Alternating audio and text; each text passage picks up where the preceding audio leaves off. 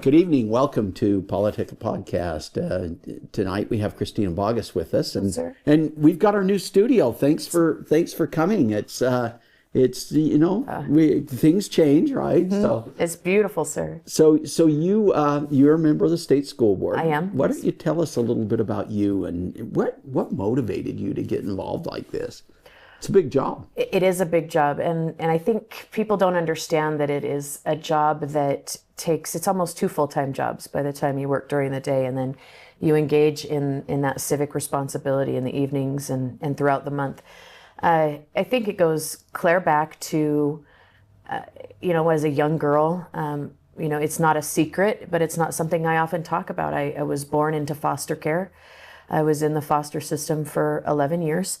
And I was adopted in 1989, and so I tend to have that heart just to serve and to help, and I still do that today, even outside my board responsibilities and my responsibilities as an educator. I spend time directing the community choir and working with youth in my community that are underserved, and so it just is there, and it was. When I had moved to Utah, I noticed there's some struggles in this state, and So what brought you here? My husband's job brought us here. Interesting. Yeah. So how long have you been in the state? 2015 we moved here. 2015. And we've been here for 10 years in June 5th will be 20 years. Hmm. And what motivated you to run for the state school board? I don't know that it's one thing, but it's a series of events. A series of events as you watch multiple bad decisions happen, and there just seems to be no dissenting voice. And healthy public bodies have dissenting voices. And for some reason in Utah, that seems to be controversial. A dissenting voice is controversial. It's not controversial. It's common, and it needs to be something that we embrace so that we come to the best place in policy. And I noticed that there was a lot of rubber stamping, a lot of unanimous votes, and bad policy coming out of our state school board that affected the classroom in ways that we had never seen before. And so I made that decision consciously, prayerfully, and I ran in 2022 and took the oath of office in 2023. Very good. Thank you. Yeah. So how's it gone for you? Well, the board is an interesting place in space. It's political, and as you know, in the political realm, there's lots of chaos. There's lots of crazy. Sometimes it moves extraordinarily fast, and other times it moves very slow. There's lots of games and things that are played, and sometimes it just feels like you're in the 7th grade all over again. Because there's that constant undercurrent of scuttlebutt and rumor mills and all of the things that go into that. Do you think social media's kind of played into that? The way people, yeah, the way people act. I've noticed that, and I tend to get on social media, and some people say, why don't you just stay off of that? I can't help myself, quite frankly, but I think there's interesting conversations that go on, and I think if we engage with people. Disagreeing with somebody doesn't mean you hate them. No, and that is, I'm going to repeat what you said. Disagreeing with someone doesn't mean you hate them. And that statement needs to be said loud and clear in this state, because that is a common, the antithetical to that is very common in our political spaces. Disagreement is viewed as hatred or antagonism. No. It's just disagreement, and we can have vigorous debate and still walk away friends. I mean, for crying out loud, you and I have done that. Yeah. We've adamantly and convictedly walked away. And look at us today. We're sitting having a conversation, right? So well, and in fact, that's kind of where this conversation got started in a way, right? And we wanted to talk a little bit about things that you're trying to accomplish. Yeah, it's. The political space in Utah is very unique, and I've lived in many different places in my life, and it is a very unique political space. And what do you mean? Why don't you describe that to me? So, for example, and I know you're in the legislature, so not to offend. No, But I know you're in the I get legislature. offended all the time. right. Well, actually, I should say I don't get offended very often. Well, good. But I love to have conversations. Oh, well, I think we've got a problem in this state. We pass bills of placation, which is where we enter into this space where we say we're going to do something courageous, and then we put flowery language out, and then everybody looks around for the next 3 years and they say, "Where's the flowers?" But in essence, we puffed perfume into the space, and we didn't put the mechanisms in place for enforcement. We didn't put the mechanisms in place to have accountability. And so it's great language, but it's either exempted into nothingness, or we tell for example, in our situation on the school board, we'll tell our LEAs to tell us that you're doing what we told you to do. That's a weird accountability mechanism, in my opinion. Sir, I'm asking you to do this in 60 days. Would you please tell me that you've done it? Whether or not you've done it is irrelevant. I'm just asking you to tell me that you've done it. That accountability mechanism is weak. It's wrought with untruth, because the evidence shows that we have LEAs that are being less than forthright on those assurance documents.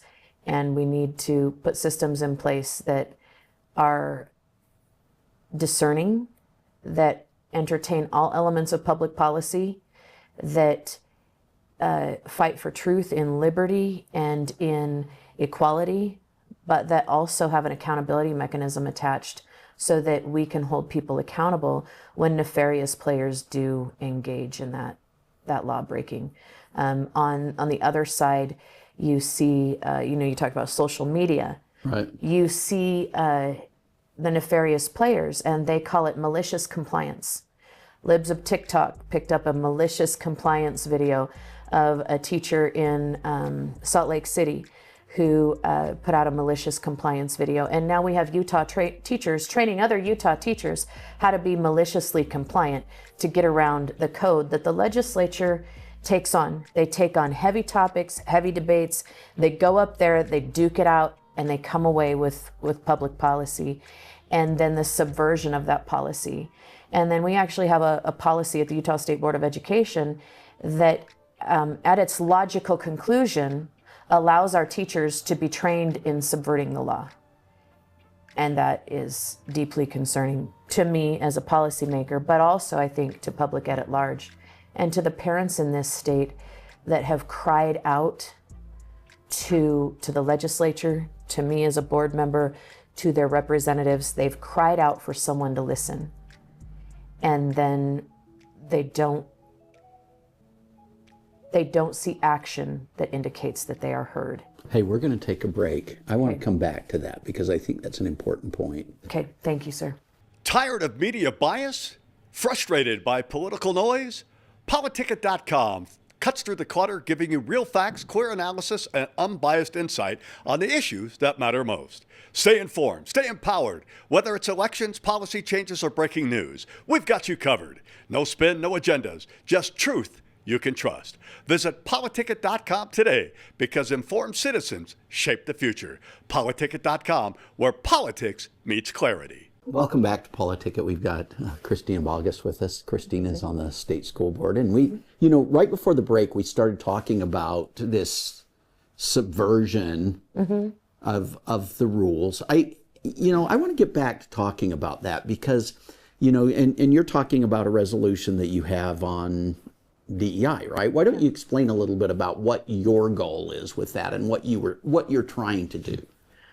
Well, Senator, I think it comes back to the realities of the situation. And I had spoken about people are crying out to be heard, and they don't see action that says they are heard. They send in complaints and allegations with videos, images, pictures of homework, and then the mechanisms that are in place send it back and say, yeah, we're not going to look into this. Yeah, technically they broke the law, but this is a local HR issue. And when parents get those letters, technically they broke the law, but your school has to do this, and the school does nothing. It results in a lot of misapprehension. It breeds mistrust with the public. And as a public official, you know there's a lot of mistrust in that space already. So let's talk a little bit about the law. And I'm familiar with this, right? But it seems like to me we settled at a place that I think, I mean, there was an article in the Atlantic that said that Utah was able to deal with the DEI issue without becoming Florida, right? I mean, that was this idea that we came to a conclusion that actually seemed to make sense. And basically the law just says you have to treat everybody the same, right? Yes, yeah. And I don't know what's so controversial about that. Well, I don't either. And that bringing to this resolution, when people say, why is it so controversial? I said, these are great questions. It's not. The crux of the issue is it defines things via the academic literature, the scholarly articles from academic journals. It pulls in that framework so that we know exactly what we're talking about. And then it articulates the path that we have traveled in this state. So where do you think that's coming from? And I think people are going to have differences of opinion here, right? And maybe it's time to tone down the rhetoric a little bit. I don't know, but what's your position? On? Well, I mean, when you start talking about this, why do you feel so passionate about this? I feel passionate about it because for 5 years, we've seen this pattern. And that pattern is local school boards don't take care of their business. It gets shipped to the state school board. They choose not to act, or they're too cowardly to act. Bold language, I know, but I'm going to use that because then we see the legislature have to take up what is inherently a local issue. We see our legislature taking up issues that could be handled in Syracuse. They could be handled in West Jordan. They could be handled in Tooele or Logan. But because our local elected officials are not taking care of their business in their own house, it keeps getting shipped upward. And now we're in a place where the legislature had to take care of this issue with legislative code. And we have an overt obfuscation and rebuff of this legislative code. Our LEAs and even our own agency, the USBE, is not following this law as it is written. And this resolution says to the people of this state that even if it's only 8 people on this state school board hear you, 8 people on this state school board say, hey, the legislature has acted. The legislature has acted. The federal delegation has come down with an executive order. The USDE has said these practices are harmful to our children. And should this pass, at least 8 people will say, we agree and we believe that our LEAs should be following the law. They should be holding those who overtly obfuscate and rebuff the law accountable. And it's not controversial. It doesn't add anything to the law. It doesn't take anything away from the law. It just simply says, follow the law. It's been in place now for well over a year. It's been signed for, 14, 15 months? The thing that worries me a little bit is because I think that, personally, I think our law is fair, right? It simply just says, treat everybody the same. But now we have the federal government that's starting to come in to try to enforce these same things, right? And I could see there being some difficulty in complying with the rules of the federal government when we already have a law in place, right? Well, I think that perhaps if you read the Dear Colleague letter, I don't know if you've read the Dear Colleague letter, it came out of OCR under under the United States Department of Education. So what does it say? So the Dear Colleague letter, for example, the Dear Colleague letter opens up with discrimination on the basis of race, color, or national origin is illegal and morally reprehensible. That's how it opens.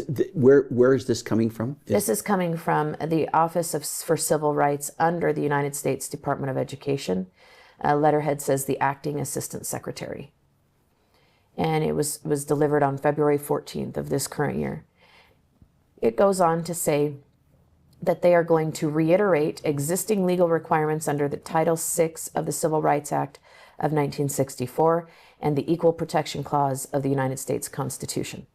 It then goes on, I believe it's 4 or 5 pages, but it says, and I quote, "In recent years, American educational institutions have discriminated against students on the basis of race, many of whom come from disadvantaged backgrounds and low-income families. These American institutions' embrace of pervasive and repugnant race-based preferences and other forms of racial discrimination have emanated throughout every facet of academia. For example, colleges, universities, and K-12 schools have routinely used race as a factor for admissions, financial aid, promotion, hiring, training, and other institutional programming. It is a shameful echo of a darker period in this country's history, and many American schools and universities even encourage segregation by race in graduation ceremonies, dormitories, and other facilities." Later on, you skip down a little So bit. a lot of that's pointed at the universities, right? But they did mention public ed there. They did. And our law in the state of Utah actually applies to public ed. Yes, absolutely it does. And it goes on, and this language is bold, but it's in here. It's in this Dear Colleague letter. It says educational institutions have toxically indoctrinated students with the false premise that the United States is somehow built on systemic and structural racism, end quote, and advanced discriminatory policies and practices.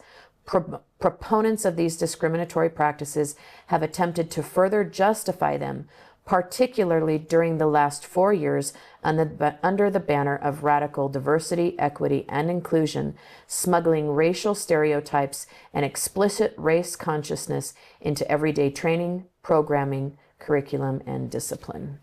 So our law in the state of Utah actually is pretty tame, right? Yeah. It just says let's treat everybody the same. Yes. But some of those same things apply though, right? Absolutely. When we have students who are graded based on the color of their skin, we're looking at a whole different ballgame of crazy. And we're looking at something that not just violates, it is morally reprehensible to advance someone based on the color of their skin. It's also morally reprehensible to hold someone back based on the color of their skin. And when these policies and practices are present and in place in our schools and done so with flagrant disregard for the law, we've got an issue that we have to address. And, this resolution just says this board hears you and we expect our LEAs to follow the law. So what do you think is going to happen with this resolution? Truthfully, Yeah. I think we're going to see a lot of shenanigans at play. I think we're going to see people who overtly embrace DEI come out and say they overtly embrace DEI. And it wouldn't surprise some of us because it's happened before. We've addressed these issues and they've gone on the record that says, hey, radical DEI and I are homies and we want to hang together. I think you're going to see what I would define as cowardice, people who just don't want to have the conversation because they're afraid of hard conversations. And if it is my opinion, I'll take it and I'll be bold. It is my opinion that if you are afraid of hard conversations, politics is not for you. It's wrought with hard conversations. It's wrought with confusion and misunderstanding. And we were elected to have the hard conversations on behalf of somebody else. So I think you have a lot of very reasonable people on the state school board. Mm-hmm. I think you guys will do a good job of coming to some resolution. Mm-hmm. It may take longer than you might expect, but what don't you think ultimately that's going to happen? No. If I were to look at the past pattern of events, the pattern of events, and I'm going to pick a random number. If we've looked at a pattern of events and consecutively 20 times in a row, this has been the end result. And someone says to me, don't you think the 21st time it'll be different? I have to go, well, the pattern of behavior is X. The consistent, unchanging argument is X. The consistent shenanigans and stuff that goes on behind closed doors, that still hasn't changed. I am not certain I believe that in the 21st time that it will be different. But the best apology is changed behavior. And if this board really wants to send the message to the public that we stand behind you, we stand behind equality, we stand behind equal opportunity, we stand behind the idea that the equality of man could never be understated, regardless of race, creed, national origin, that the equality of man cannot be understated, they might surprise me. But the patterns of behavior I have seen on the board don't cause me to be super optimistic about that. And that's just an objective observation. It's not a criticism. Well, I certainly can understand the angst on the part of some people. It's hard to make, sometimes hard to do the right thing. Yeah. Right? And some of this stuff takes time. I know I've been involved with many of these discussions. Yes. I've certainly gone up against strong opposition to things. Oh yeah. But I think sometimes we have to take a stand, and people eventually come around. Yeah. Well, and I've always admired your grit and your tenacity. I'm like, boy, he just keeps going, and I love that. And I think that I think the public needs to see that we hear them, and that we are not dismissing. We're not dismissing their concerns in this space. And I think that the board needs to do a better job directing its staff to that end. But we also need to take a stand, and then we need to do the work that follows up. But and this is again just me, if we don't have the votes to say we agree with the law, we're never going to have the votes to say you need to be accountable to the law. And I think that one precedes the other. And if we can get everybody on board to say, hey, this law says treat everybody the same. If we're there, I think we can move forward. But we don't have people that are willing to even affirm publicly that they agree with the law. And that is deeply concerning to me, that the school board is at direct odds with the legislature, especially on an issue so simple as the inherent equality of man or humankind. I struggle with that. I don't know. Please disagree with me. Make me smarter. Well, no. But I also understand, having been in this position, I also understand that sometimes things take time.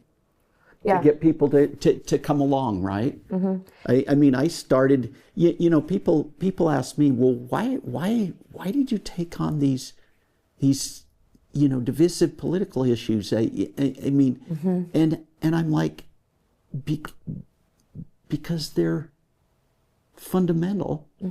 And I saw, quite frankly, from my standpoint of, I saw the change in the educational environment at the universities. Yes. And that's why I'm passionate. That's where it all started. And we've gone on some of this journey together, right? Yes. Between critical race theory, the critical theories, and how that impacted the way people thought about things.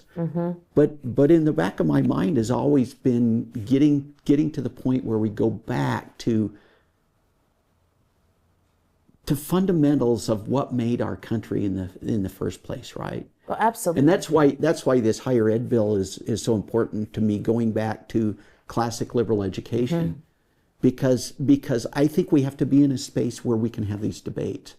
Yeah, absolutely. Right? Yes. Where we can say, hey, even you think about Martin Luther King. You go back and read his letter from Birmingham jail. Understanding the great books, especially going back to Thomas Aquinas, the great thing there is Thomas Aquinas is the natural law theory guy, right? And King was brilliant because he basically said what's going on in the country is wrong, and there's a difference between wrong and right. Yes. And he wanted people to be judged by the content of their character, right? And he felt like these things were wrong. And he appealed back to Thomas Aquinas. Well, these debates have been going on for a long time, right? Yes. And it was these debates that got Jefferson and Madison and Alexander Hamilton. I mean, you look at the Federalist Papers, that was just a series of debates, right? It is. And they were passionate debates. And I'm really sad that we don't read the Federalist Papers more, because they are so poignant in addressing the core of those debates over 200 years ago. And that same debate is still happening now. And we almost always reach the conclusion they did it the right way. Well, and when you come back to something fundamental, I see what's going on in Europe right now, and it kind of scares me to think that people are being persecuted because of what they say. Yeah. And we want to have laws that shut that down. I mean, the freedom to speak Yes. is fundamental, right? To our way of thinking, our democracy, our constitutional republic. And these debates have to happen. Yes. And it's not that I guess the misperception is that you're trying to be divisive with this. You're just trying to come back to, okay, what are our laws? Why did those laws come about? What's the basic problems, and how do we get past the resistance? Well, exactly. And how do we come to a place where we can hold people accountable to those laws? And I'll just give you an example, just off the top of my head. You talk about free speech. One of the number one policies in place within different facets of our school system is actually coerced speech, which is antithetical to the First Amendment. The freedom to speak is just as fundamental as the freedom to not agree with. And when we have school systems that are directing our children into spaces to modify their worldview or their convictions or their faith in the interest of coerced speech under the guise of radical DEI, we're still in a very, very tenuous place. And we need to end that, because coerced speech, I think, is just as damaging to a free society as not letting people speak. And I think these things are going to take time. I'm glad that the debates are going on, though. I mean, don't you think that's the important thing? To be having the conversation. I think it's beautiful that we're having the conversation. I think it's beautiful that the conversation is happening again. I think it's beautiful that people, most of the messages I get, you get messages from both sides. Right. This is not a secret for you. Right. But most of the messages I get are, thank you, Christina. Finally, someone is standing up and taking a stand on this issue. Thank you for acknowledging that our schools aren't following the law. Thank you for finally saying out loud that we've got problems that have not been addressed. Thank you for, and a lot of times, and I've used the language, so I'll repeat it here. This conversation has been going on pretty hot and heavy since 2019. Right. I think that was when we met. Yeah, we were kind of on that road together. Yeah. And I look back and I go, we've been having this conversation for over 5 years. And because the state school board didn't do their job, the legislature took it up. They did the heavy lifting. They endured the controversy. They landed in this space, and it says, treat people equally. And I am excited, and I'm hopeful that the board can get behind. But we also have to come to the point too where we say, you know what, people can disagree with us and we respect that. Oh yeah. Right? Absolutely. And I think that's part of the process. Absolutely. Sometimes that process takes longer than we might want it to take. Right? Yeah. But that doesn't mean we shouldn't have the conversation. Well, exactly. And I do worry that is one of the goals of many of our board members, is they just want to shut down the conversation. And I think we need to have it. I think we need to be bold about it. I think we need to, and by bold, I mean bold on both sides. Yeah. Well, I appreciate people that disagree. Right? Yeah. I think that's all part of the process. Well, and that's part of what makes us strong, I think. Well, and I think when we're bold, then I found that the people who are the most bold in their assertions are also the most amenable to seeing the other side. It's the ones who waver all the time that I get concerned about, because they don't say what they mean or what they think, and they're interested in asserting a position for popularity as opposed to conviction. And so I tend to really enjoy this kind of a conversation, as opposed to someone who does gymnastics around the fence. That's the thing. You know, part of the problem with our whole system, when you talk about free speech, when you talk about the ability to debate issues, we also need to respect people that disagree with us, right? Yeah. And we didn't expect all of this to happen overnight. Unfortunately, now that the administration we have in place right now is making bold moves. Yes. And what I would hate is, given that we already have laws in place in Utah, I would hate us to be punished for what we've already come to a resolution on. Yeah. Right? Well, and as you bring that up, if I may, I think that that's one of the biggest consequences that we're going to see. We have a federal government that's moving quickly on these issues. We have a federal government that's being assertive on these issues, and we stand to lose money. If we continue to embrace flagrant disregard for the law, we stand to lose federal funding. And, at the ultimate point of conclusion, we see things through to their logical conclusion. If we have LEAs that continue to disregard and flagrantly disregard the code that the legislature has put into place, the ultimate consequence is a corrective action plan and loss of even state funding. Now, will that happen? I don't know, but we're sitting in a place where we have overt violations of the law. It continues to happen. Well, when we're talking about the universities, one of the things I saw at Weber State is that President Mortensen took a pretty bold stand, and he basically said, "Hey, we're going to open these centers for student success, and we're going to close down all these other programs that are in violation of the law." And what amazes me is, if you actually go look at what's going on, they're serving 3 times more students today than they did last year. Good. And they're helping students, right? By treating them all the same. And I just think it's kind of amazing what's happened there, right? As opposed to other campuses. And the same thing I think can be true. We're going to have different school districts that are going to take this at different paces. And I'm fine with people disagreeing, but the thing is, we do have to make strong statements sometimes. Yes.